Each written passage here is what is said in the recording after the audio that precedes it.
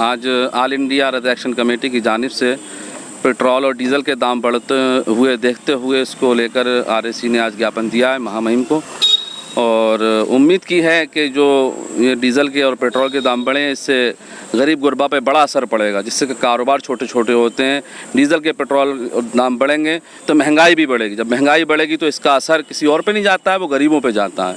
हम गुजारिश करते हैं और ये मांग करते हैं कि जो डीज़ल और पेट्रोल के दाम बढ़े हैं उनको कम किया जाए ताकि गरीब गुरबा को कोई परेशानी ना हो। इसमें हमारी मांग है कि अंतर्राष्ट्रीय स्तर पर जो तेल की कीमतें हैं वो बहुत कम हैं। 18 या 15 रुपए बैरल प्रति बैरल डीजल मिल रहा है, वहाँ से तेल मिल रहा है, कच्चा तेल मिल रहा है, लेकिन जिसके हिसाब से यहाँ पर भारत सरकार ने जिस तरीके से पेट्रोल डीजल के दाम बढ़ा रखे हैं उससे बहुत कमर तोड़ महंगाई बढ़ने की पूरी संभावना है, क्योंकि जितना भी ट्रांसपोर्टेशन आता है बाहर से वो सब माल ढुलाई से ही आता है, और जब डीजल पेट्रोल के दाम बढ़ेंगे तो माल ढुलाई का भी पैसे बढ़ जाएंगे, जिससे कीमतों में इजाफा होगा। और इस वक्त कोरोना वायरस से तमाम दुनिया के देश जूझ रहे हैं और उस पर इस महंगाई की मार से उनकी और कमर टूट जाएगी।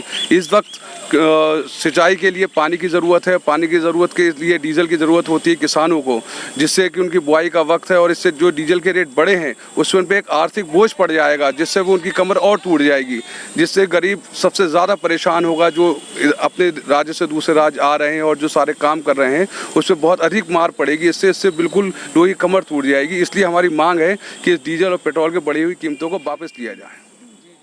हमारा वेतन मार्च 2018 से नहीं जुलाई 2019 तक का बाकी है। कितने रुपए महीने मिलते थे? 9,000 रुपये। सब कितना वेतन होगा आपका लगभग? 2,85,000 एक आदमी का।